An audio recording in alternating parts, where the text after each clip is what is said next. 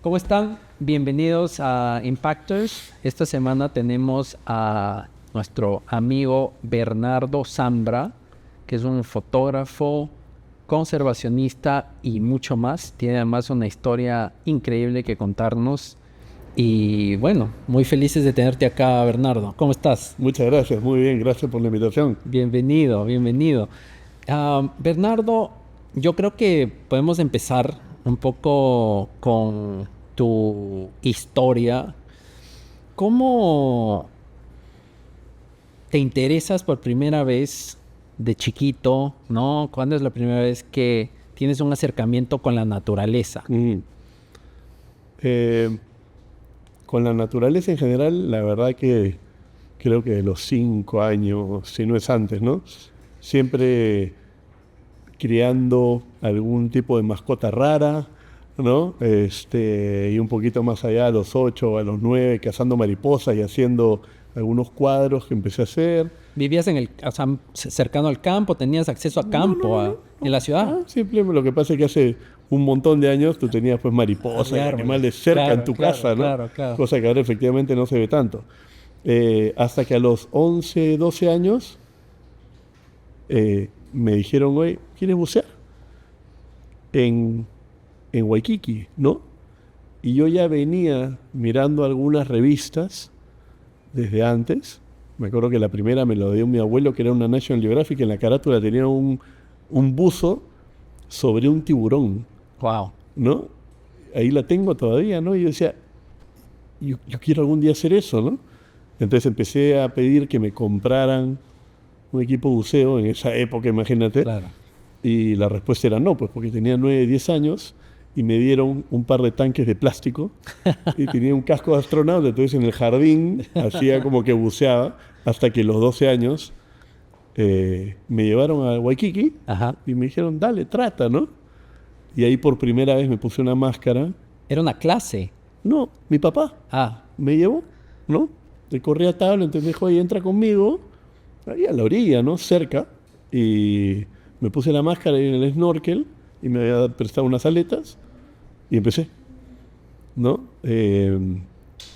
Y a la primera bajada, eso de verdad que parece mentira, pero a la primera bajada, no solamente lo que vi me encantó dentro de lo que se ve acá con el agua, que en ese momento no estaba tan limpia, pero cuando subí, debajo de una malagua, enorme, encima, terminé en emergencias.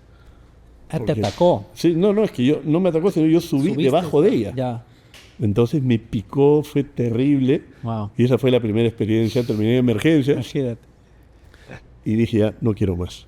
No quiero más, está bien, sigo con los animales, pero no quiero más bucear, porque me habían atacado, ¿no?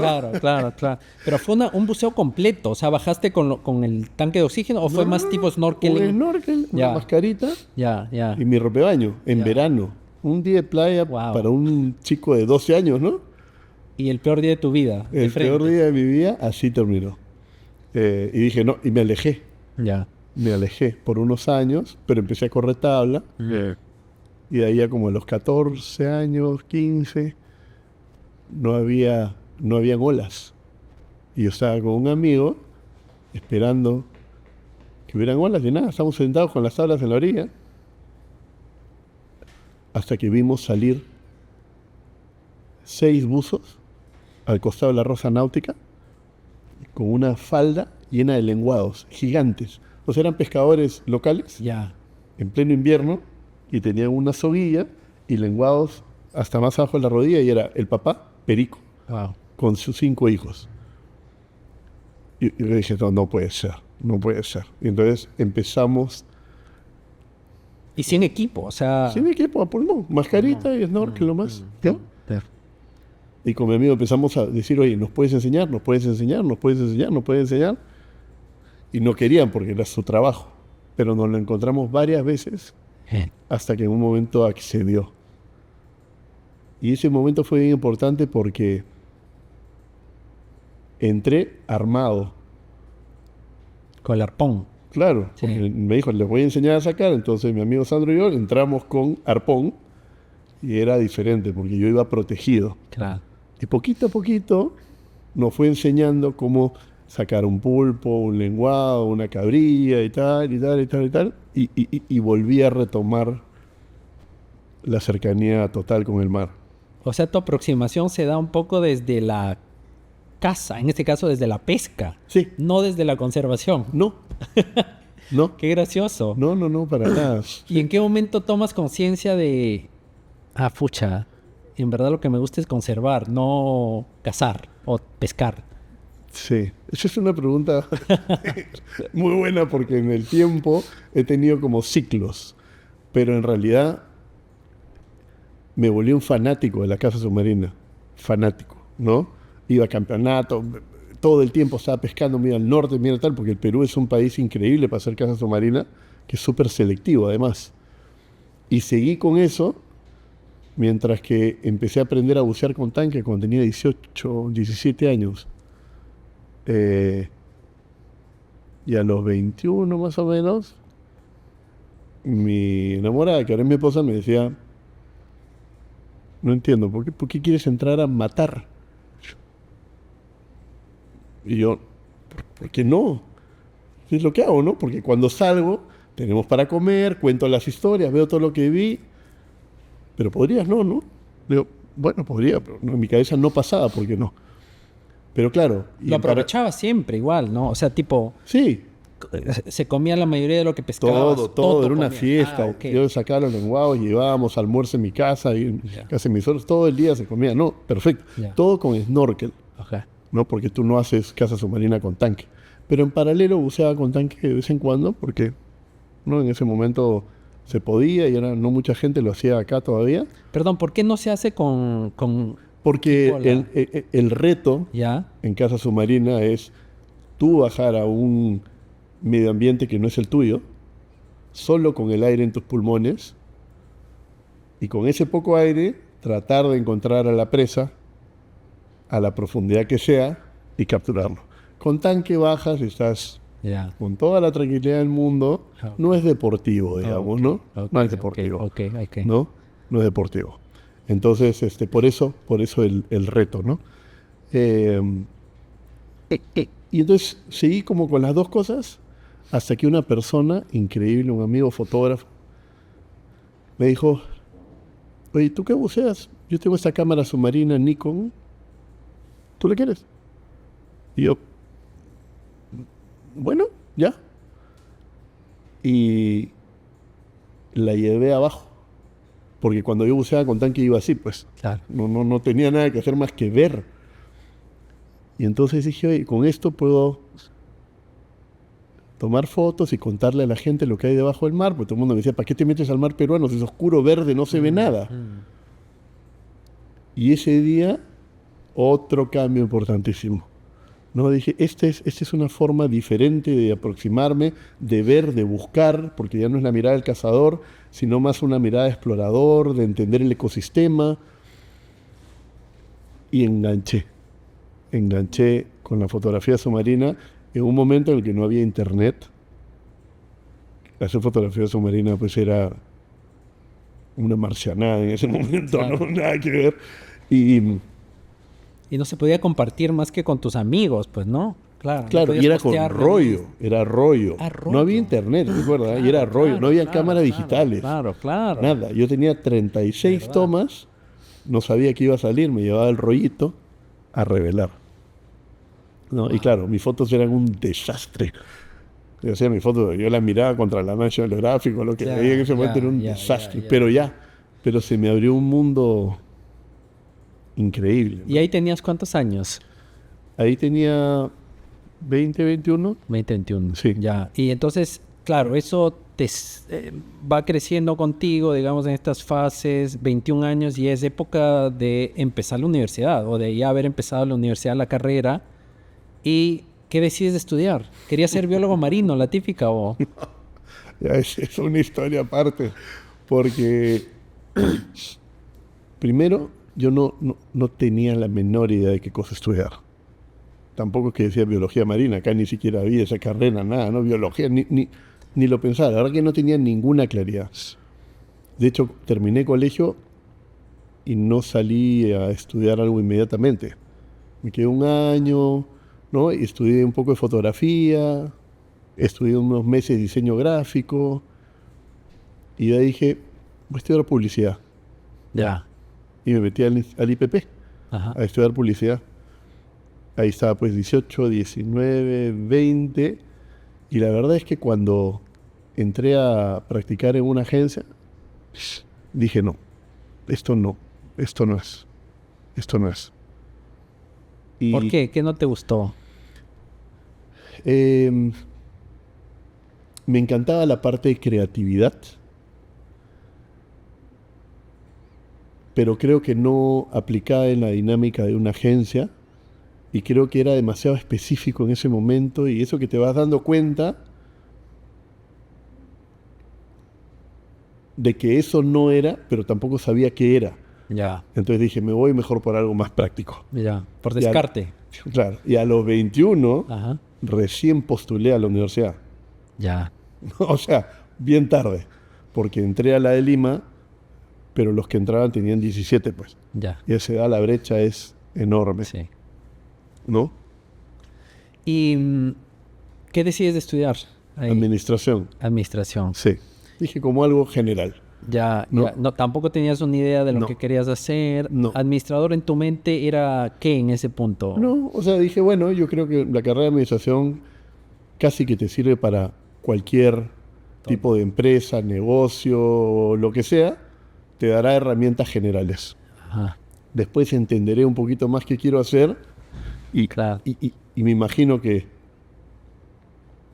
haré una maestría o algo Ya. en algo específico, Claro. pero no es que entré, ni siquiera al haber entrado tenía claridad. Ya. Entonces haces la carrera que por lo menos 4 o 5 años. 5 años. 5 años de administración. Le metí rápido para hacerlo en 4 años y medio porque sentía que estaba, Ya.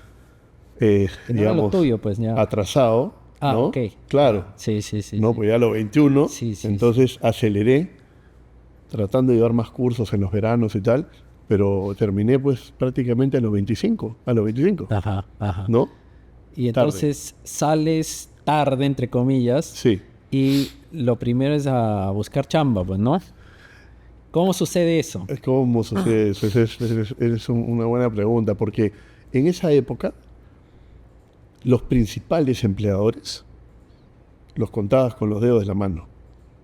No era como ahora que hay de todo, internacionales, ¿cómo se llama? Empresas peruanas, regionales, por todos lados, ¿no? Ahí era Procter & Gamble, Banco de Crédito, Southern, y ahí, ¿no? Entonces, dije, bueno, terminaré en alguna de esas grandes, pues porque ¿a dónde más voy a ir, no? Por los años en los que estamos hablando, ¿no? Entonces, digamos, el Perú también pasaba por una situación un poco difícil. Claro. Y mi familia tenía una estación de servicio, un grifo, Ya. ¿no? Shell. Y yo había hecho mis prácticas en el grifo en la universidad, iba al grifo y hice todos los roles dentro del grifo, ¿no? Dentro de la estación de servicio. Y por casualidad me enteré que Shell quería ampliar su operación en el Perú. Y entonces, por un contacto familiar, me consiguieron una entrevista con el gerente de recursos humanos. Ya. Yo ya acababa de terminar. Y logré ir a la entrevista. Y me dijo, claro que sí, o sea, acá estamos pensando que podrías tener un rol, anda, habla con esta persona. Fui a hablar con esa persona y me dijo, Shell va a entrar al negocio de estaciones de servicio, porque hasta allá sea solo lubricantes. Ah, Para perfecto. comprar, alquilar, yo dije todo, ¿no? Te regresé a recursos humanos y el gerente me dijo, está bien, tus prácticas empiezan el lunes. Y dije, ¿mis prácticas? Yo ya me gradué. ¿Qué prácticas? Ni hablar. Y me dijo, no tenemos otra posición. Ah, bueno, gracias, hermano. Y me fui. despreciaste las prácticas. Por supuesto, llegué a mi casa, hubieron miles de reflexiones y al día siguiente de la mañana llamé de nuevo. ¿A quién le había ganado? A nadie, ¿no? Felizmente me aceptaron, me dijeron ven de nuevo y empecé el lunes. Y empecé en un proyecto en el cual habían 2 personas metidas en un cuarto y la pretensión de la petrolera de empezar a ver dónde se podría hacer el negocio y cómo sería el negocio de estaciones de servicio para un market entry. Uh-huh. Y claro, fue una experiencia increíble porque empiezas desde cero, Claro, ¿no? claro. Desde cero. Y ahí es donde me fascina realmente tu historia, porque empieza ahí una carrera bastante larga, ¿no? En el área corporativa, donde llegas a nivel ejecutivo de posiblemente el banco más grande del Perú, a tener un cargo de mucha importancia, de mucho impacto, y toda esta pasión que ahora ha regresado queda en un estado de latencia por un montón de años, ¿no? Y eso me resulta muy fascinante, y hablaremos de eso un poquito más adelante, Sí. porque es interesante cómo el ser humano tiene ese calling, esa vocación, ese propósito adentro, y muchas veces no lo queremos ver, ¿no? O sea, por la rapidez de la cosa, por la necesidad, quizás, no sé, viene la familia, responsabilidades, etcétera, y elige seguir un camino. Pero, ¿cómo fue o sea, digamos, en todo este momento que empiezas a ya tener logros dentro de esa carrera, ¿cómo se va desarrollando ese aventurero que iba de alguna manera, no sé si muriendo es la palabra, pero que iba viendo cada vez más alejarse esa maravillosa vida que tienes ahora? Bien interesante porque se repotenció. Porque ahora tenía un sueldo, tenía un buen trabajo y pude viajar por cuántos lados a hacer fotografía y aprender, ¿no? Entonces, cada espacio que tenía, feriado, fin de semana largo o vacaciones, era para eso. Lo aprovechabas. Era para eso. Wow. Era para ir cultivando mi pasión, ¿no? Y aprender a cómo tomar fotos y empezar a producir cada vez más. Y llenaba el 100% de mi tiempo libre con eso. Ya. Sí. ¿Y eso lo hiciste durante... ¿Cuántos años estuviste en el corporativo, digamos? 30. 30 años. Sí. Ya. Los 30. Los 30 años lo hiciste ahí. Sí. Ya. Entonces, pero volviendo un poquito acerca de cómo empiezas tu carrera, digamos, profesional en Sí. el área de talento humano, ¿no? Más o menos. ¿Cómo llegas hasta ahí? Ya. Cuando entré a la petrolera, en realidad entré, como digo, a un proceso de market entry, ¿no? Y por suerte llegó un jefe brasilero que me dijo, ¿quieres trabajar conmigo? Y yo dije, ya, ¿en qué? Vamos a hacer planning. Él era el experto para hacer planeamiento de dónde ponen las estaciones de servicio y cuál es el negocio y el plan en cada una. Y empecé con él. Y aprendí un montón. Después pasé al área comercial, ya a cargo de una red de estaciones de servicio en un distrito, después de Lima y después de todo provincias. Y el negocio seguía creciendo, ¿no? Y en el camino juré que había algo que yo no iba a hacer nunca, que era recursos humanos. ¿Por qué? ¿Por qué? ¿Sabes por qué? Porque cuando me nombran representante comercial, lo primero que ocurre es que me llaman de recursos humanos a decirme, felicitaciones, usted es representante comercial, acá está la llave de su carro nuevo. No le cuesta ni la gasolina ni el mantenimiento, lo puede usar 24 horas al día. Estacionamiento 41. Perfecto. Bajé feliz, le dije a mis compañeros, yo tengo la llave y la promoción, Y cuando fuimos al estacionamiento, el carro era rosado. ¿Cómo? Yo pensé que era una broma, ¿no? Pues hermano, es que habían carros rosados de Lima. Y regresé, después de ante toda la burla que había de todo, regresé a Recursos Humanos. Me dijo, perdón, hemos conseguido una negociación buenísima por 2 colores de carro. El rosado y el otro que yo le decía la aceituna lavada, ¿no? Y le digo, pero lo puedo pintar, ¿no? No puedo hacer nada de carro de la compañía, lo tengo que usar, es la única opción. Y yo, pero ¿por qué no? Negocio, buen precio, gracias. Entonces yo dije, pero no me han preguntado, no me dan una respuesta. Yo dije, qué bestia, qué increíble la forma en la que se han dado las cosas. Que además en esa época, Bernardo, también tenía una connotación el rosado de que era un carro de chica, posiblemente también. ¿Tú crees que querían darte una lección, que era algo? No. Ni siquiera. No, o sea, más que color de hombre o mujer, que efectivamente en esa época... O sea, pensando, ¿no? No, había todo un bullying por el color del carro. Sí. Pero también era una rareza, o sea, tú no es claro. Claro.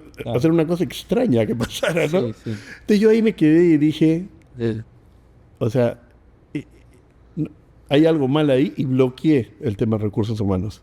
Me seguí moviendo a otros... Pero seguiste usando el carro. Sí, claro. Sí, yo seguí usando el carro normal, con el bullying y con todo lo que te imaginas. Usé el carro por 3 largos años. Después me promovieron y me cambiaron el carro y tal. Pero eso como... que además había un relato de recursos humanos en ese momento que no era bueno. Sí. ¿No? Y tuve varias oportunidades después. Me mandaron a un proyecto bien bonito que me dijeron, tienes que crear un sistema de lealtad. Ya. Yo no tenía idea qué era. Ya vas a ver. Viaja a varios países y mira cómo la petrolera tiene sistemas de lealtad en otros lados. Y lo que logramos armar, y gracias a todo eso, fue el sistema, el programa bonus, que el primer programa de lealtad, los puntos bonus, mira. La tarjeta. Sí. Había que hacer el concepto, adaptarlo a Perú, crear la marca, buscar los socios, lanzar la tarjeta, todo el sistema de puntos, crear una empresa aparte. Eso fue una experiencia maravillosa. Y terminado eso, había un proyecto internacional y me dijeron que yo lo liderara porque había que lograr entre varios países esta era una corporación a nivel mundial, un mismo sistema de medición. Y me tocó con Asia. Entonces fue súper enriquecedor, pero yo ya sabía que lo siguiente que me tocaba era irme a otro país. Y yo no quería. Y en ese momento, después de terminar ese proyecto, me llega una invitación del Banco de Crédito. Un amigo me dice, están buscando una posición. ¿En qué? Cash Management. ¿No? Desarrollar y vender sistemas para tesorería, ¿no? Para las empresas corporativas. Como te das cuenta, bien ecléctico mi camino, ¿no? Y la verdad es que cuando me entrevisté con quien iba a ser mi jefe, dije, yo sí quiero. Y era para empezar algo de cero, otra vez. Claro. Y ahí estuve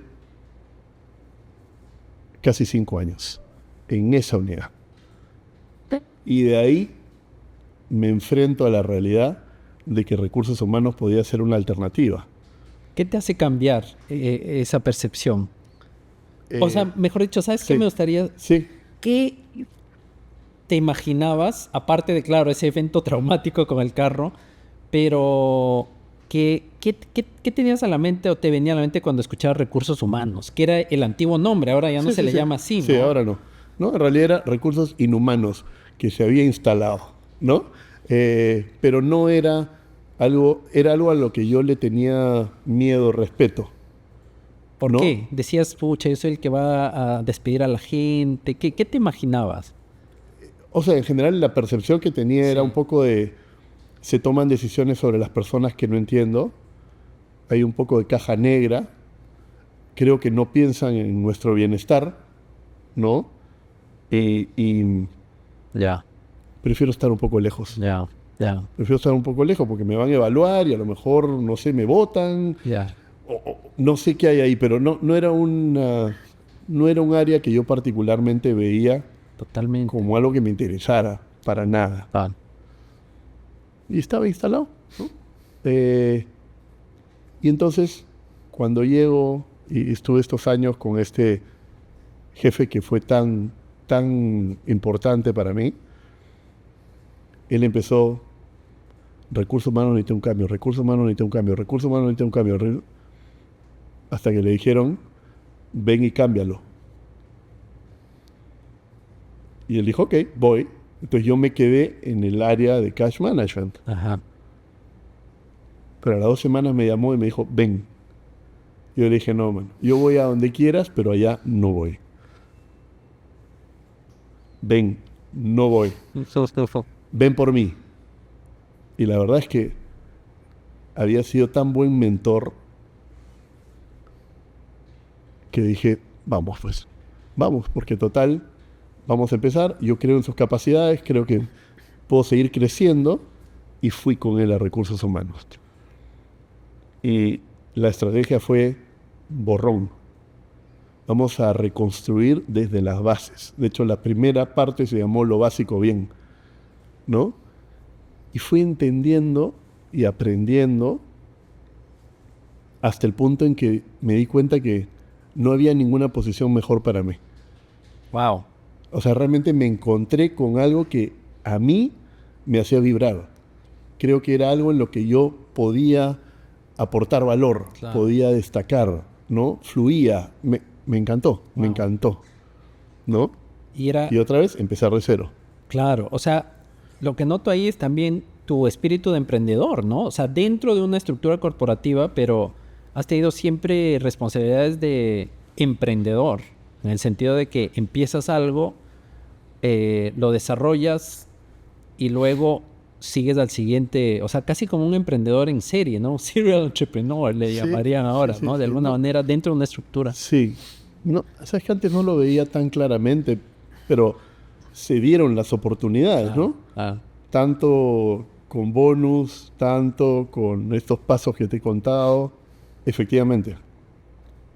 Y así ha seguido un poco. Fascinante. Y cuando te habíamos conversado antes, hubo una transformación muy profunda del banco, ¿no? Desde los recursos humanos. No sé cuánto nos puedes contar, pero sí sería interesante que nos compartas un poco de esos cambios, porque a mí sí, de verdad que sí me asombraron varios de los que alguna vez me contaste, ¿no? Que se hicieron, no sé cuáles se puedan compartir, cuáles no, pero sí sería chévere tener un poco de idea de todo lo que hicieron ustedes en estos años, ¿no? Para transformar. Claro, claro. O sea, tuve la suerte de estar en una organización como es el Banco de Crédito, que te permite hacer y te reta a hacer transformaciones profundas, ¿no? No te limita. Y eso es algo que, a medida que iba aprendiendo de recursos humanos, y empezábamos con esto desde cero, pues, me fui dando cuenta y aprendiendo y viendo el tamaño de la oportunidad. Porque estar en esa organización con ese empuje y con esa licencia para crear era pues un privilegio, ¿no? Y claro, lo que pasó es que a los 4 años, quien era mi jefe empezó: marketing no funciona, vaya marketing. Y me dieron la oportunidad de yo dirigir recursos humanos. Wow. ¿No? Y ya pues, ya qué más, ¿no? ¿Qué más? Entonces, como decía, la primera etapa que habíamos hecho era lo básico bien, que era cuáles son los sistemas, los procesos, qué se ha perdido, qué se necesita como conexión con las personas, cuál es el reto, cuál es el rol, cómo se mide. Todo eso fue durante esos años, ¿no? Y se construyeron las bases. Y a mí me tocaron otras etapas que eran mucho más en la parte de la conexión íntima de los colaboradores con el propósito de la organización. ¿Y cuál es el propósito? ¿Cuáles son los principios? Y eso rápidamente llegó. El banco ha sido pionero en los temas de agilidad, ¿no? Entonces tú puedes adoptar agilidad porque es una moda. O tú puedes adoptar agilidad porque realmente crees que si no haces eso, puedes perder tu posición. Y ya era una época en la que venían jugadores internacionales y empresas de tecnología y fintechs, y rápidamente el banco dijo, yo me tengo que mover para allá. Claro. Pero cuando haces ese tipo de cambios, son cultura. Cualquiera puede tener la misma cantidad de plata, las mismas computadoras, mejores edificios, más gente, pero la cultura no te la copian. Entonces, lo que entendimos era que había que trabajar en la cultura para hacer una cultura ágil. Pero para hacer una cultura ágil necesitas hacer un montón de cambios. Comportamientos, paradigmas, infraestructura, organización, formas de pensar. Y esa es una agenda compleja. Y el gerente general dijo, yo la quiero. Y vamos a trabajarla, tome lo que tome. Y el primer paso es el cambio de paradigmas y el entendimiento de que tienes que cambiar y dejar un montón de cosas atrás. ¿Pero dónde? En una organización que siempre ha sido exitosa. Eso es dificilísimo, porque cuando estás en riesgo de morir, tú aceptas cualquier cambio con tal de que te dé una luz de esperanza. Yeah. Pero cuando eres el número uno, bien difícil aceptar que tienes que hacer un cambio dramático. Entonces, otra vez, ¿no? Fueron varios años de trabajar de la mano con todos los líderes y con los colaboradores para encontrar hacia dónde nos teníamos que ir. Y otra vez, me dieron la licencia, porque la aproximación fue,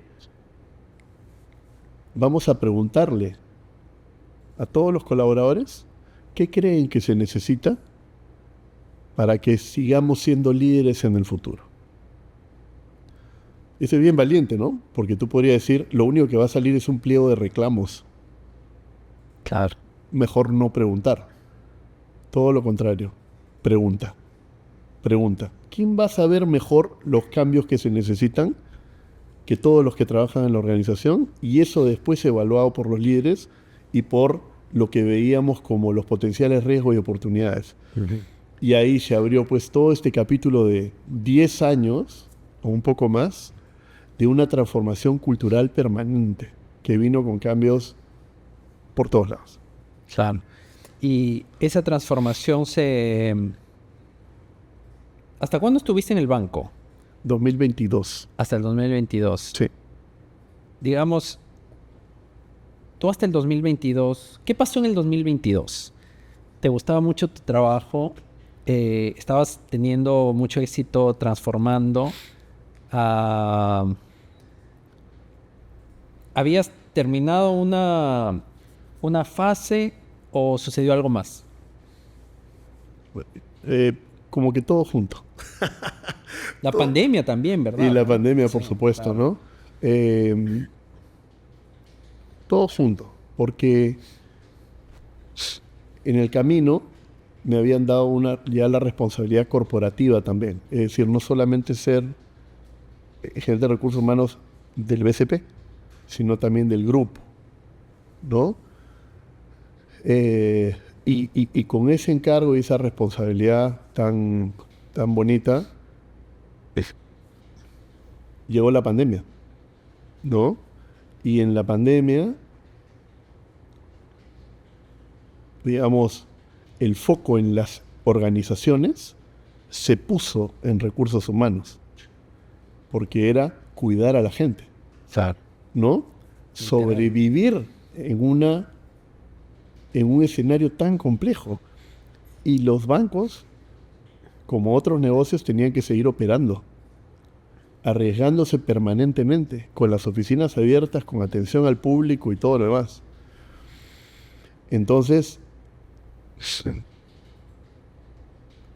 eso fue un momento transformacional, porque encima la forma de hacerlo en buena medida era remoto.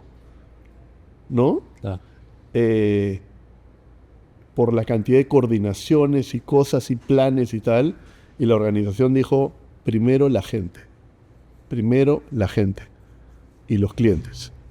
Y claro, fueron 2 o 3 años recontra intensos, muy gratificantes, pero súper extenuantes también y retadores. Y otra vez, en materia de recursos humanos, estabas viendo la transformación desde el fondo de lo que significaba el concepto de trabajo. Porque a pesar de que habían todas las herramientas tecnológicas, el trabajo remoto no era una opción, salvo que estuvieras en una posición, en una transnacional y tal. Pero ahí es donde te das cuenta que ese tramo fue repotenciado por la pandemia, ¿no? Y globalmente todo el mundo cambió la forma de trabajar y eso necesita cambio cultural, nuevo modelo de trabajo, nuevos sistemas de gestión de personas, nuevos paradigmas, nuevo todo. Otra época increíble, o sea, te das cuenta, son como olas de cambio en los cuales la organización se adapta y la organización se adapta porque la gente se adapta, Claro. ¿no? ¿Y qué pasa el 2022? Claro, venía pasando desde antes, Ya. ¿no? Es decir, yo en ningún momento dejé mi pasión por la fotografía submarina, por la fotografía de vida natural. Claro. Y yo tengo una pequeña organización sin fines de lucro que se llama Living Oceans, donde ¿Esa cuándo le empezaste paralelamente, 20 años, ¿no? Hace hace 20 20 años, años, claro. ¿no? Eso empezó como un esfuerzo para poderle contar a la gente lo importante que eran los océanos y cómo dependemos de ellos. Pero solo con mis fotos era imposible. Y con todos los viajes que hacía y la cantidad de personas que fui conociendo, tuve la suerte de trabajar, de conocer a los mejores fotógrafos submarinos del mundo. Y en el proceso dije, ¿por qué no creamos una ONG y los invitamos a que con su trabajo se pueda tener una mirada del mundo submarino que impacte a las personas? Al principio no fue fácil, pero uno de los grandes nombres, si no el más grande, aceptó. Y eso fue en 2005, eso fue un catalizador que hizo volar el número de exposiciones, libros, presentaciones. ¿Quién es él? ¿Cómo se llama? David Dubilet. David Dubilet. ¿Que sabes quién era? No. El que había tomado la foto de la carátula de National Geographic que me dieron cuando yo tenía... Wow. No por casualidad, ¿no? Yo lo tenía acá. Cerrando el círculo. Y fueron 6 años, tratando de llegar a él, tratando de tal, ¿no? Claro. Y además tratando de convencerlo que en Perú, porque Perú no es pues el lugar donde tú dices, voy a poner fotografía submarina, ¿no? Okay. Y cuando él aceptó, hubo un quiebre enorme y los fotógrafos se fueron sumando y cada vez pudimos ir haciendo crecer eso hasta el límite de mi tiempo libre. Ya. ¿No? Esa era la barrera. Y las responsabilidades en el mundo corporativo iban aumentando. Y claro, gran parte de la conversación dentro de la organización era sobre el propósito. ¿Cuál es el propósito de la banca, del banco? ¿No? Siempre había mucho valor en eso. Pero en el camino también hay ese cuestionamiento de cuál es mi propósito. Y yo ya aprendí que no es que uno tiene un propósito en la vida. Yo creo que son etapas también. Y yo vibraba con mi trabajo en recursos humanos. Pero lo otro era algo que yo necesitaba explorar con muchísimo más profundidad. Y el tema de la conservación empezó a aumentar de nivel en la medida en que también mi familia se involucraba más, mis hijas más, ¿no? Y veías también todo lo que está pasando en el mundo, ¿no? Claro. Entonces yo llegó un momento que ya me empezaba como un poquito a, digamos, a debatir entre a qué dedicarle mis siguientes años, ¿no? Y fue muy difícil. Creo que un catalizador fue la pandemia, sin duda, porque me llevó a varias experiencias personales, a un tiempo bien importante de reflexión, y decidí dejar una posición espectacular, ¿no? Para dedicarme a la conservación y a la fotografía sin tener nada más que mi pequeñita ONG. Claro, claro, fascinante porque acá llegamos un poco a el centro de lo que significa también este podcast, ¿no?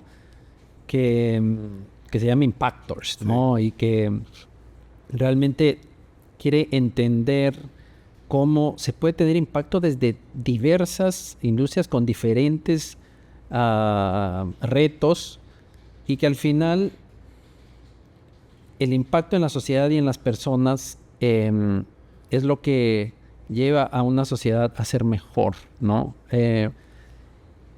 Sin embargo, creo que a veces no queda tan claro el cómo puede, o sea, o incluso para muchas personas puede ser incluso un poco contradictorio el hecho de que el no explotar, ojo, el no explotar la naturaleza que nos ha sido dada, en el caso del mar, pucha, o sea, la pesca, de ahí sale el alimento, ¿por qué dejar de explotar? ¿Cómo me beneficia como sociedad la conservación? Sí. Y eso, ¿cómo beneficia? O sea, ¿cómo la conservación? Tú dices que además querías tener impacto en la gente, ¿no? ¿Cómo tienes impacto si les estás, entre comillas, quitando una fuente de, o su única a veces fuente de salir adelante, ¿no?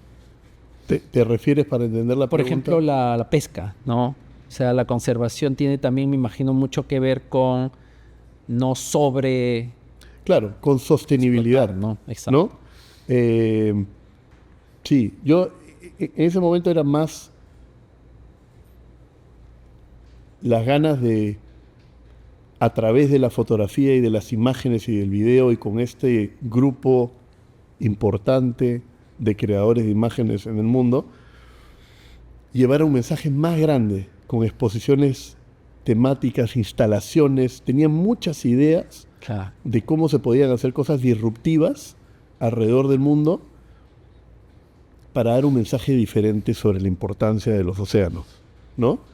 No tenía claro cómo, no había tenido tanto tiempo para pensar los últimos años por la pandemia, pero la verdad es que cuando estás en el mundo corporativo o cuando quieres hacer un cambio, a veces te demoras porque quieres tener la fórmula perfecta y la seguridad perfecta de qué vas a hacer y los fondos perfectos y todo perfecto para dar el salto. No se puede. Hay una cuota de riesgo. Hay una cuota de riesgo, ¿no? Y decidí asumirla y dije, de ahí pensaré, pero necesito ahora tiempo para pensar, ¿no? Pero ya era claro lo que yo quería hacer. Es un cambio, es más fuerte que uno, sí. ¿no? Siendo que estaba totalmente agradecido y creo que en la posición donde si tuviera que repetir, repetiría 100 veces, ¿no? ¿Y sigues pensando que la conservación puede beneficiar a las personas y a la sociedad también? Bueno, es que ahí pasó algo que no estaba en mis planes, ¿no? 4 días antes de dejar la banca para dedicarme a mis cosas, porque estaba a la mitad de un libro. Tenía 7 años haciendo un libro sobre una reserva marina en el Perú, Punta San Juan. De fotografía, ¿no? De fotografía. Y era un libro de conservación. De hecho, se llama Punta San Juan, una historia de conservación. Pero como lo hacía en tiempos libres, feriados y vacaciones, tenía 7 años yendo a visitar, viendo el ecosistema, buceando y haciendo fotos arriba y abajo para una historia de un lugar espectacular. Y dije, lo primero que termino es, voy a hacer el libro, voy a terminar el libro y la exposición, porque fue una exposición bien grande en el Parque de las Aguas. Pero 4 días antes de salir, recibí una llamada que me cambió la vida, ¿no? Me llamó un empresario que me dijo, oye, ven, quiero conversar contigo. Yo que dije, quiere un gerente de recursos humanos y le voy a decir que no, gracias. Ok. No, pero no le podía decir ahí que no. Entonces fui a tomar desayuno Yo lo conocía de algunos directorios y me dijo, tengo un sueño. ¿Cuál? Quiero hacer algo por la Amazonía de alto impacto. Ok, yo dije, bien, suena bien. ¿Y yo qué tengo que hacer acá? Quiero hacerlo contigo. Yo de la Amazonía no sé. No, pero ¿te gusta la conservación? Sí. ¿Te gusta emprender? Sí. Hagámoslo. Yo ya tengo mi plan. Ya no quiero un trabajo de 9 a 5, necesito libertad.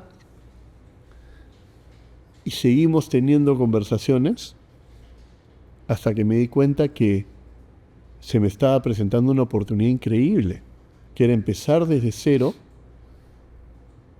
con los recursos necesarios, el diseño de un concepto de conservación en la Amazonía totalmente novedoso. No me dijeron cuál era, pero me dijeron, anda, descúbrelo y tómate el tiempo. Y otra decisión más, pues, ¿no? Porque era emprender algo mientras que estaba haciendo lo otro. Pero esto era naturaleza, conservación y recursos. Claro. Y decidí aceptar. Y entonces así nace Amanatari. Así nace Amanatari. ¿Qué es exactamente? Una buena pregunta. Amanatari es una organización sin fines de lucro que se dedica a conservar la Amazonía empoderando a las comunidades indígenas. ¿Por qué? Porque durante los últimos años, muchos años, se ha tratado de convertir a la Amazonía en un polo de desarrollo. Se ha venido aprovechando por miles de lados por las economías ilegales. Narcotráfico, minería, tal ilegal. Claro. Y en respuesta a todo eso, hubo los últimos 20 años un enorme crecimiento de áreas de conservación privadas y nacionales. Pero eso choca con los pueblos indígenas, porque los pueblos indígenas viven ahí hace 12.000 años.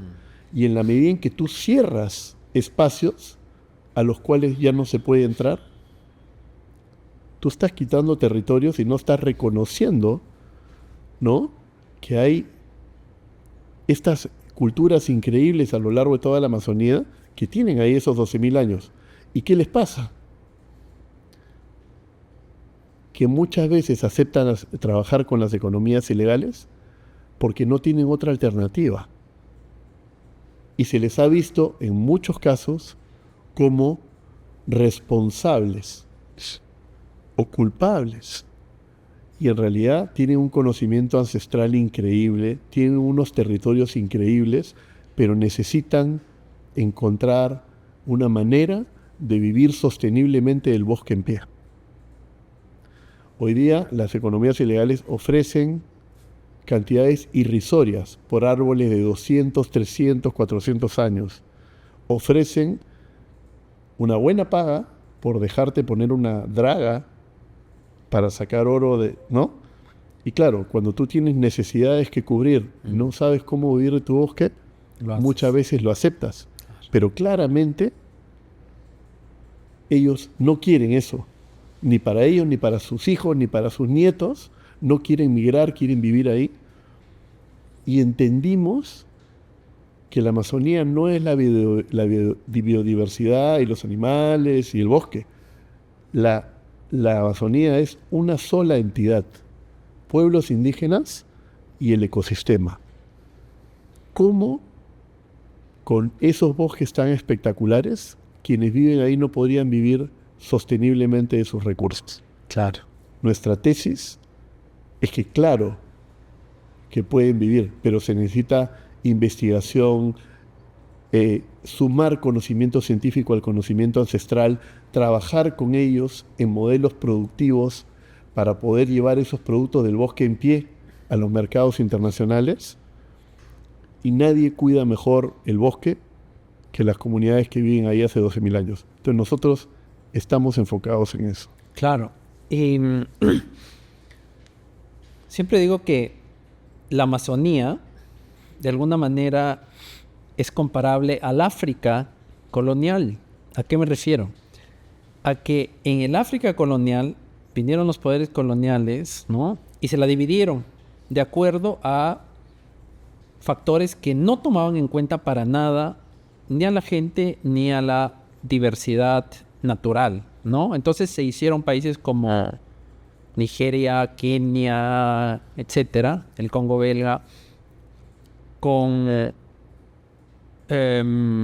grupos que eran iguales, o sea, tribus que de repente empezaban a ser el uno de un país, el otro de otro país, cuando toda la vida habían sido lo mismo. Entonces la Amazonía, de alguna manera, pasa eso, porque la Amazonía está dividida entre varios países, ¿no? Está Brasil, está Colombia, está Venezuela, está Perú, está Ecuador, Bolivia, ¿no? Cuando tú hablas de, o ustedes hablan de la Amazonía, su misión está enfocada a empezarla desde el Perú para la Amazonía peruana y luego expandirla, o... Absolutamente. ¿Cómo la ven? Absolutamente. Eso, ¿no? Primero en nuestro país. Y lo que quisiéramos es desarrollar modelos de conservación de la mano de las comunidades que puedan ser replicables en otras partes de la Amazonía, ¿no? Ojalá algún día en otros bosques del mundo, ¿no? Pero nacemos en Perú y estamos hoy enfocados en el trabajo en Perú con varias entidades internacionales, tratando de desarrollar esos modelos que nos van a permitir escalar al resto de la Amazonía ese mismo propósito de la mano de otras empresas, organizaciones y demás. Claro, claro. Porque la Amazonía, ahora los pueblos indígenas están organizados amazónicamente también, sí, claro, ¿no? O sea, muchos van constantemente hacia Brasil, hacia el Ecuador. Totalmente. Yo he tenido la suerte de participar en algunos de esos eventos. Exacto. Y las organizaciones indígenas en Perú son robustas, formadas, totalmente interconectadas con las otras, y hay eventos totalmente amazónicos y regionales y unas conversaciones súper interesantes, ¿ah? Claro. Y con mucha claridad.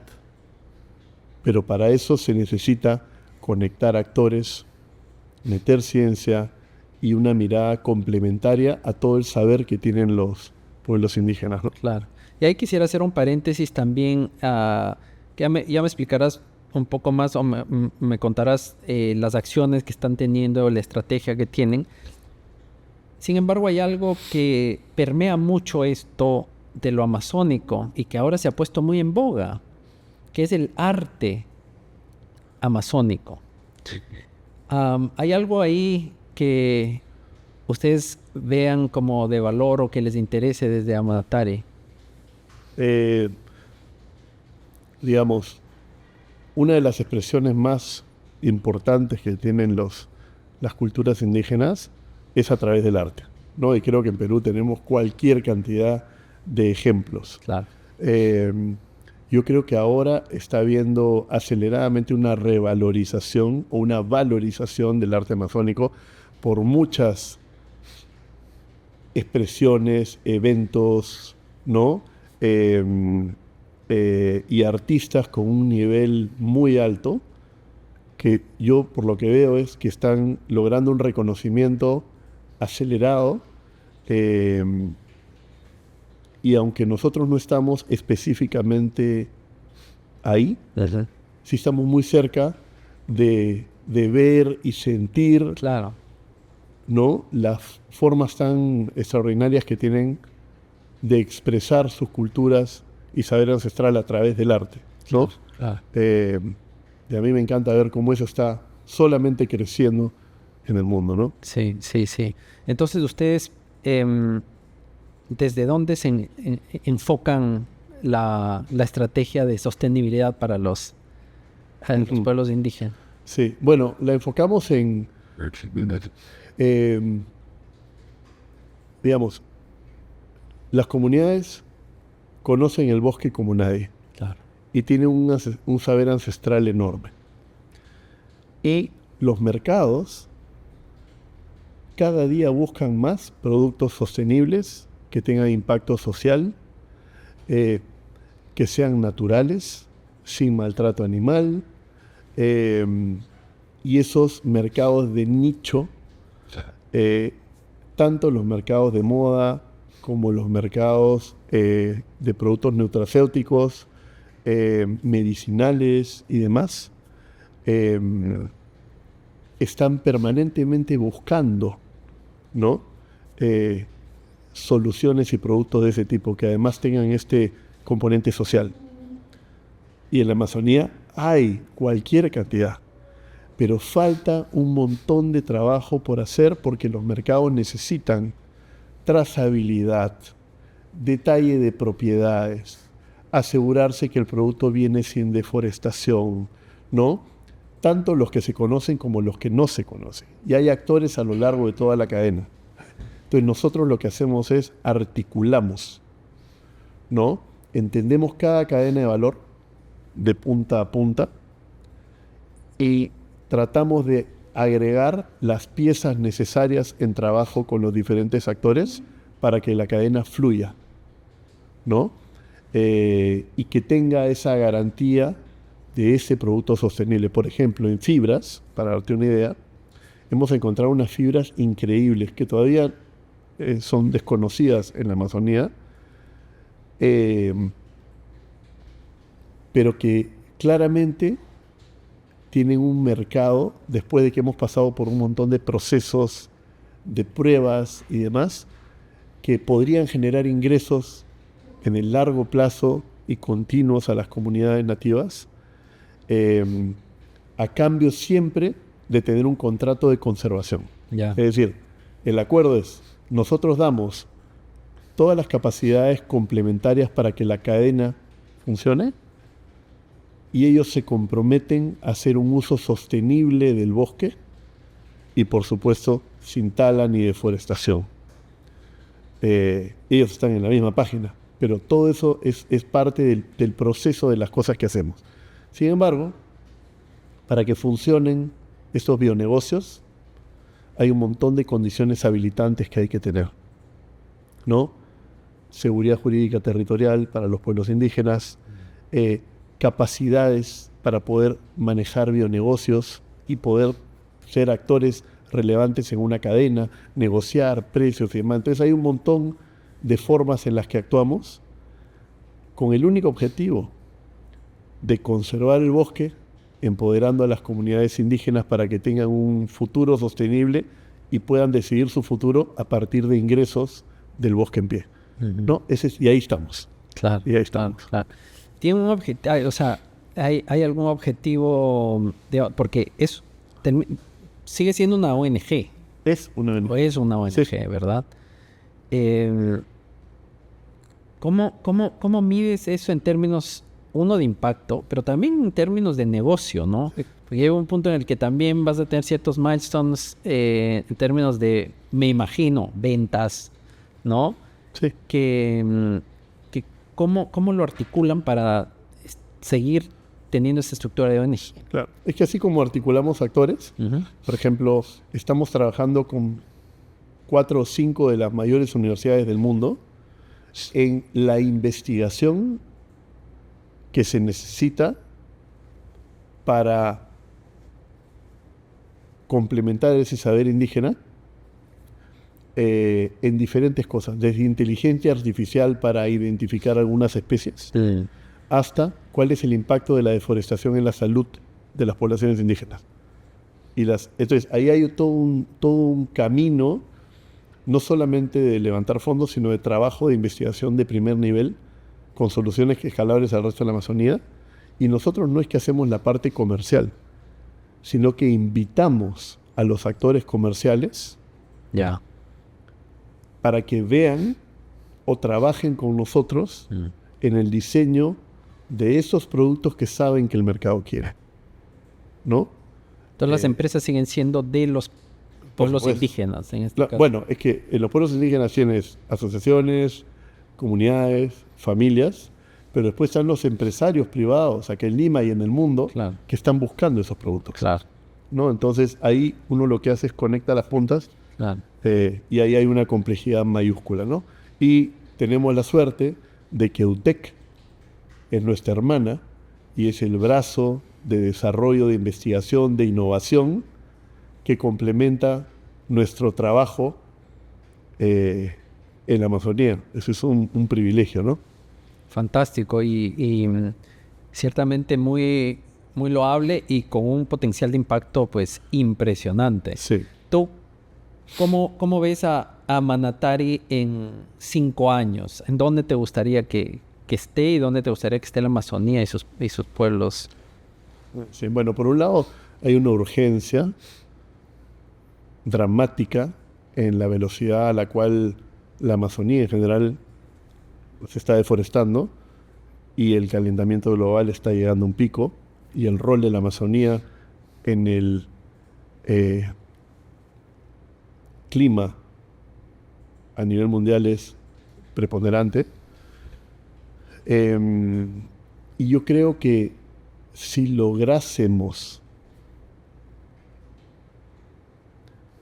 desarrollar este modelo tan innovador de cadenas productivas sostenibles lideradas por los pueblos indígenas a partir del bosque en pie y los mercados que están esperando, ¿no?, pudieran recibir estos productos en la cantidad y en la calidad, con la trazabilidad y con el aseguramiento de que esto impacte en el bienestar de las poblaciones, podríamos llegar a decir, y espero que podamos tener dos cosas en la balanza: hectáreas conservadas a través de los propios pueblos indígenas y una mejora en el bienestar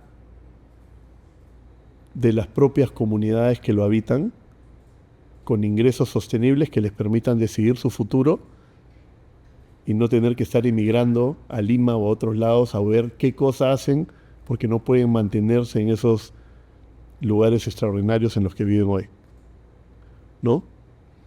Y todavía estamos a tiempo, ¿no? ¿O qué piensas tú? ¿Es irreversible el daño? No, yo tengo esperanza. Claro. Yo tengo esperanza, ¿no? Tengo esperanza porque escucho que lo único que quieren es cuidar sus territorios. Claro. Pero tienes que tener una mejor alternativa que deforestarlo. Claro. ¿No? Porque estás siendo perfectamente consciente de que estás destruyendo tu patrimonio, ¿no? Y no habría por qué hacerlo. Entonces creo que ahí hay una... O sea, lo único que encuentras es ganas de llevar adelante esto. Y hay muchas organizaciones en el Perú trabajando a favor de esto. Entonces, nosotros somos claros que no lo vamos a hacer solos. Lo que necesitamos es aliados. Y hay muchos. Ahí queremos sumar, ¿no? Claro, claro. Me parece fantástico, ¿no? Este trabajo que ustedes están haciendo y como dices tú, la clave son las alianzas, ¿no? Alianzas estratégicas. Sí. Ustedes tienen esta alianza tan especial con la UTEC y tienen todas estas universidades también ya que son parte de su proyecto, así que definitivamente hay esperanza. Ahora me gustaría pasar a una parte donde te absorbemos tu potencial de mentor para gente joven que posiblemente te está viendo y pensando, wow, de grande yo quiero ser como Bernardo. Y creo que es una oportunidad perfecta para nosotros para aprender también de ti, lo que ha funcionado contigo, ¿no? Y en ese sentido me gustaría, sé que es muy difícil y va a ser muy difícil condensar todos tus más de, yo que sé, 30 años de experiencia que tienes o más, pero si pudieras dar un par de consejos millonarios que se ha puesto ahora de moda, ¿no? en las redes, para ese joven que está ahí pensando y decía, ok, ¿sabes qué? A mí me interesan un montón de cosas, en este caso particular. No tengo claro hacia dónde voy, pero sé que hay cosas que me gustan, que no tengo idea cómo capitalizarlas en este punto y sé que tengo que estudiar algo. ¿Qué hago? ¿qué le dirías? La primera te diría que es un error pensar como una línea recta. No hay una línea recta, ¿no? La vida profesional y personal es así, ¿no? Y probablemente lo que piensas hoy no lo vas a pensar en 5 años, ni por las experiencias, ni por lo que aprendiste, ¿no? Ni por la realidad a la que te enfrentas. Entonces, yo lo que creo que hay que hacer es agarrar las oportunidades porque se aparecen y si uno está con los poros abiertos, las va a tomar y sobre todo aceptar el cambio, porque cada etapa que te lleva a una decisión de cambio que te va a incomodar, lo único que te va a traer a la vuelta es energía y crecimiento, ¿no? Y muchas veces la dejas pasar por temor, ¿no? Y claro, yo miro hacia atrás y digo, ¿cuántas veces tuve miedo? ¿Cuántas? ¿No? Y en todas decidí moverme, ¿no? No inmediato, pensándolo, pero nunca digo para qué la tomé, ¿no? Querías no arrepentirte de no haber tomado la decisión. Claro, porque la tomas en el momento, pero lo que ves, y seguro si hubiera pasado otra decisión estaría en otro lugar o por allá, ¿no? Pero cada vez que se te presenta una oportunidad, tú sabes, ¿no? Tú sabes por las razones por que la dejas pasar, o porque la aceptas, ¿no? Pero el confort hay que dejarlo. El confort hay que dejarlo porque a mí me parece dañino, ¿no? Cuando te aferras a la comodidad, a lo que sabes, al sueldo que tienes y a la posición que tienes, y encima tú te sientes que eres la posición que tienes, claro, te equivocaste. Empiezas a morir. Exactamente, porque te crees el rol. Y como te crees el rol, no te atreves a tomar una decisión porque lo que tú proyectas es la posición. Y eso es un error. Tú tienes que proyectar quién eres. La posición es accesoria. Y no la controlas. Porque mañana, chao. Sí. Claro. Y esas son las reglas de juego, siempre, ¿no?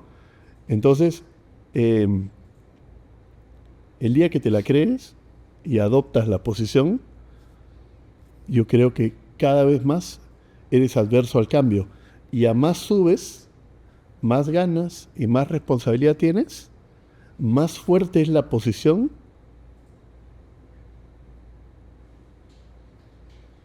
que cuidas que ti mismo. Porque lo que proyectas es ese, ¿no? Ese éxito, ese tamaño, esa posición. Y entonces el riesgo de ser tú, porque tomas una decisión personal y lo que dejas, es qué cosa estás dejando, ¿no? Esa comodidad, la posición, esa idea de lo que eres y que ya se proyectó. Probablemente eso puede hacer que no te muevas, ¿no? Y creo que es algo que hay que entrenarlo y siempre saber que eres tú. La posición es un rol que juegas, no eres tú. Mucha confusión hay en medio. Mucha gente atrapada en la posición, con sueños internos, que no eres capaz de abrazarlos porque crees que quien eres es la posición y no tú. Esa es una primera idea que a mí me da vueltas permanentemente y como me he visto ahí, creo que es algo que me gusta compartir. Has estado en momentos donde, claro, como decía un amigo mexicano, me acuerdo, que me decía que se suben a un ladrillo y se marean, ¿no? Y tiendes a sentir que si pierdes ese estatus, lo pierdes todo, ¿no? ¿Te ha pasado antes? O sea, ¿te ha pasado en algún momento que sentías que, wow, en la posición que estoy, si lo pierdo, llegaría a perder todo? Bueno, claro, y a medida que pasa el tiempo, el sistema se refuerza, y el sistema te refuerza con más incentivo, más responsabilidades, más roles, más todo, ¿no? Claro. Y está bien, pero no en la medida en que te la creas y esa posición termine siendo lo que eres. Fantástico, fantástico. Ahora, hay algo que varios jóvenes se preguntarán y es si sé que quiero ser un conservacionista eventualmente, ¿no? Por ejemplo, o sé que tengo ese propósito, ese calling. ¿Debo pasar por el mundo corporativo para aprender herramientas que luego me sirvan para ser más efectivo haciendo lo que me gusta? En este caso, que podría ser fotografía, conservación, etcétera, tomándote a ti como ejemplo.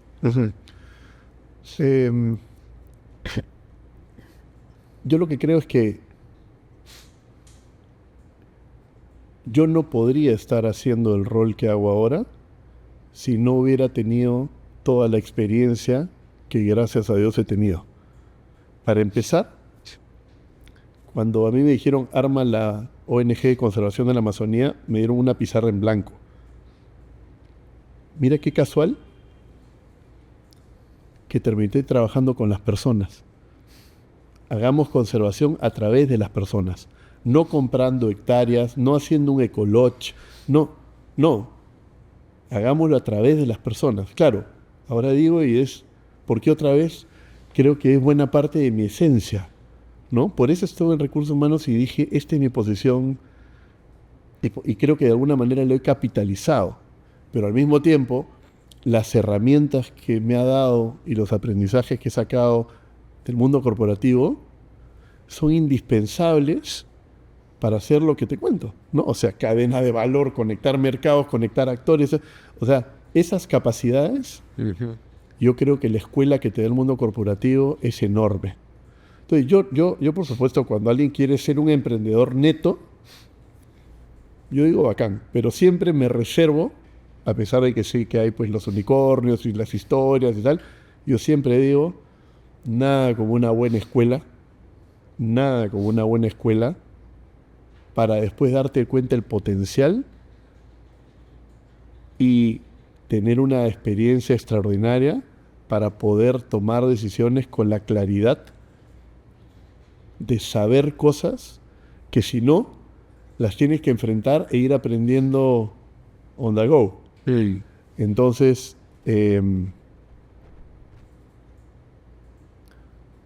yo le doy un tremendo valor a esa experiencia previa en el mejor lugar que puedas y en el rubro que te guste. Perfecto. Una última pregunta antes de ya cerrar con un tono más light. ¿Tú crees que el mundo corporativo, los empresarios, están haciendo suficiente para la conservación? Yo lo que te diría es, si alguno de nosotros podría decir que está haciendo lo suficiente para la conservación, ¿no? Porque normalmente uno habla de los empresarios, ¿no? Pero lo mismo podría decir uno de las organizaciones civiles, de las personas, de tú, yo, cualquiera de los que están acá, ¿no? Yo creo que hacemos poco. Hay muchas ganas, es verdad que a veces uno no sabe cómo. El planeta necesita que se haga 100 veces más. Y yo creo que los peruanos, para empezar, tenemos uno de los mares más ricos del mundo, si no el más rico al costado. Y al otro lado, la Amazonía. El 62% del territorio peruano es amazónico. Es Amazonía. Ese dato no está presente. Y con ello la responsabilidad de cuidar un ecosistema de esa forma. Entonces, ¿cuánto más podríamos hacer? Todos. Yo creo que un montón. Pero es más fácil no hacerlo, ¿no? Es mucho más fácil no ver. Es mucho más fácil consumir sin conciencia. Claro. Pero la buena parte es que la conciencia yo solo la veo creciendo. Y veo ganas de mucha gente de querer sumar, pero falta cómo. Falta cómo. Entonces, creo que las condiciones están dadas, sobre todo en las nuevas generaciones, para tener esa esperanza, ¿no? Pero todos podríamos hacer mucho más. Claro, claro. Ahora, lo que te preguntaba quizás también es un poco en términos de impacto, ¿no? O sea, yo puedo tener un impacto relativamente pequeño reciclando, hablando con gentes, organizando grupos, que lo que puede tener un grupo empresarial, ¿no? Más bien en ese sentido decía, ¿no? Si hay esa conciencia. Mira, yo sí, te podría dar mi opinión, ¿no?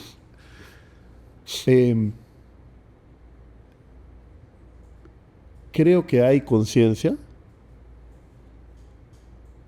de varios tipos. Hay algunos empresarios que se meten hasta el fondo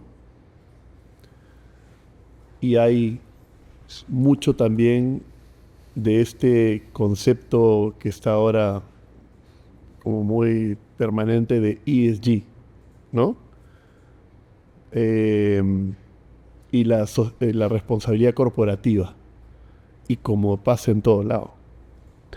La quiero para ponerle en mi memoria anual y que diga que hago algo y pinto. Eso es muy fácil, porque con una donación, alguna cosa en particular, tú puedes completar en tu memoria que ayudaste a plantar no sé cuántos árboles de tal y chao. Por supuesto. ¿No? O estás dispuesto a hacer una transformación profunda en la organización para tener un cambio de impacto gracias a los recursos que tienes y a la capilaridad que tienes y al número de clientes que tienes. Creo que hay de todo en ese espectro, pero creo que más está hacia el lado, la mayoría están hacia el lado un poco más light, check, ¿no? Un poco más de check, un poco más de que es algo que hay que hacer, que del lado profundo y de convencimiento genuino, ¿no? Perfecto. Una buena reflexión. Bernardo, ahora cuéntame, ¿ha habido un libro que te ha impactado en este último tiempo? Algo que hayas leído y que lo recomiendes.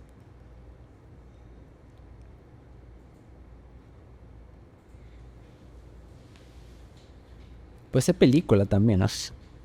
O documental. O documental. Bueno, hay un libro que me gusta un montón, que es uno que escribió Bill Gates sobre el cambio climático. Ya. Creo que salió recién en español, ¿no? Parece que acabas... ¿No?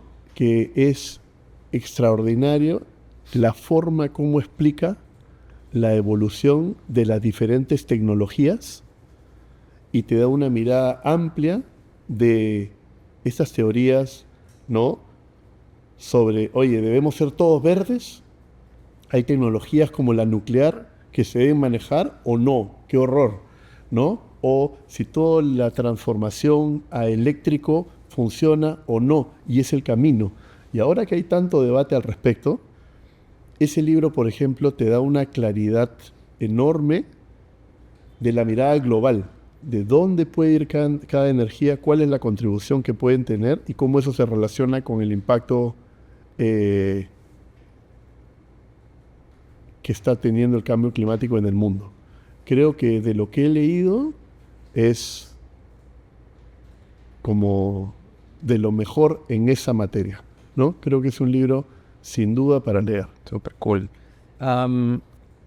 Una cosa que cambiaría si tuvieras una varita mágica que crees que ayudaría a que tu visión de una Amazonía sostenible se realice y que ahora piensas que, con esto lo tenemos recontra cuesta arriba. Puede ser algo imposible, ¿eh? Sí. Que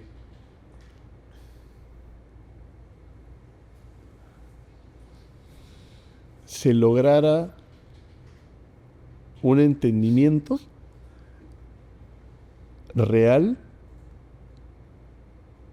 entre este mundo occidental y la forma de ver el mundo y la visión indígena amazónica. Porque son completamente diferentes en aproximación, en mirada sobre la vida, en entendimiento de lo que importa, de lo que no importa. ¿Y por qué lo digo?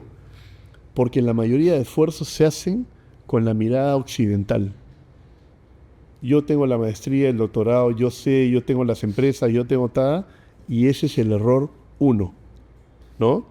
Y creo que si se pudiera lograr ese entendimiento, una cosa de larguísimo plazo e hiper compleja, se podrían hacer tantos cambios positivos.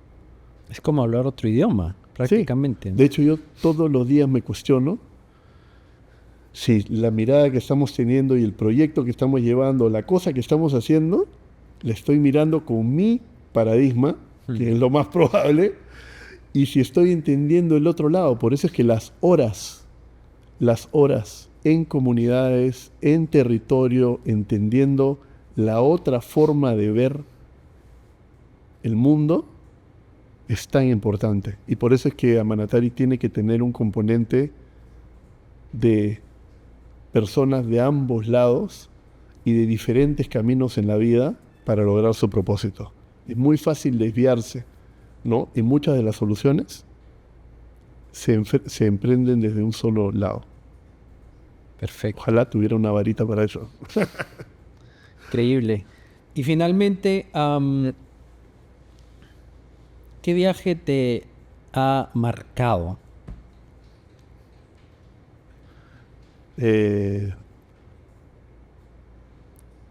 Dos, ¿no? Uno primero, bajo el agua, a Micronesia, ¿no? A una pequeña república que se llama Palau. Claro, Palau. ¿No? Uh-huh. Que he tenido la oportunidad de ir 2 veces, una solo con mi esposa y la otra con mi familia, pero cada vez que voy... ¿De dónde sales para llegar allá? ¿Por dónde llegas? Por Estados Unidos. ¿Ya? Y de ahí... Directo. No, Japón y para abajo, ¿no? Pero ese viaje es transformacional porque una república tan pequeña, con un patrimonio natural tan grande, ha logrado hacer un modelo de conservación y de preservación extraordinario. Es un ejemplo, además de ser un paraíso. Y el haber podido compartir eso con mi familia, creo que ha sido una experiencia transformadora. Maravilloso. Y la otra, la primera semana que estuve en la Amazonía, pudiendo vivir en una comunidad y enfrentándome, recién salido del mundo corporativo, a una cantidad de paradigmas y a una realidad que creo que hasta ahora me ha movido y me ha hecho crecer como persona. Bueno, nos quedamos con este mensaje. Te agradezco muchísimo por habernos visitado, Bernardo. Y con ustedes nos vemos la próxima semana. No se olviden de suscribirse al canal y seguirnos en Impactors Podcast. Gracias.